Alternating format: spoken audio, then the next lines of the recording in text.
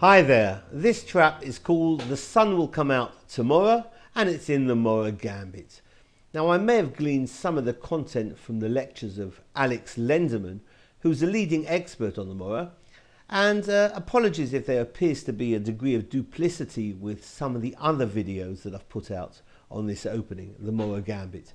Here we're looking at e4 and c5, after d4 and c takes on d4, c3, d takes on c3, knight takes c3. So this is the Morra Gambit. White has given up a pawn but does have surprisingly good offensive opportunities.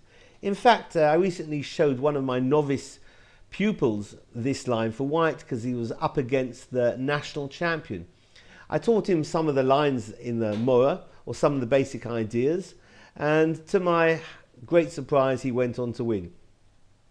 Well, in the Morra, one thing you should note is that after, let's just play some of the moves out here. Knight c6, knight f3, d6 was played and bishop c4. These are standard Morra moves. White should always look for an opportunity when and where to push e5.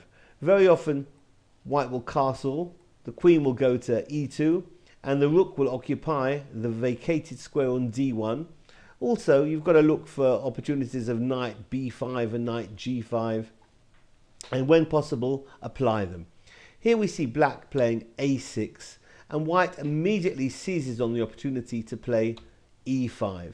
Well, what would happen if knight takes on e5? Well, then we have this common trap, knight takes, because if pawn takes, black's losing the queen after bishop takes on f7.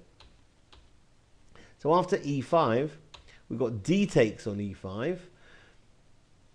And after queen takes on d8, knight recaptures on d8.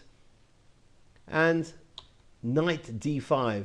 White in no hurry to take back that pawn on e5. Rather, knight d5 now is watching the hole on c7. So knight e6 defends it. And now knight b6, entering into the other hole, targeting the rook. The rook's going to move here to b8, and now knight takes on e5. Two lines here worth considering. If f6 is played, hitting the knight immediately, then white has a delightful little move.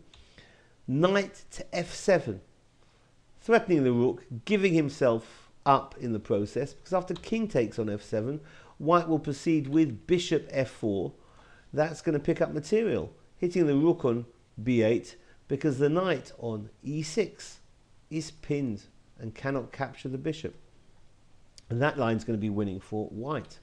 If instead of f6, black plays knight f6, then the same idea again. Knight takes on f7, because after king takes on f7, bishop f4 again, exploiting the fact that the knight on e6 is pinned, and that bishop is going to pick up material, hitting the rook on b8. The rook's got nowhere to go. If it runs back to a8, it's going to be taken by the knight, and white with a clear advantage. So this has been called The Sun Will Come Out Tomorrow in the Morra Gambit. Thanks for watching. Bye-bye.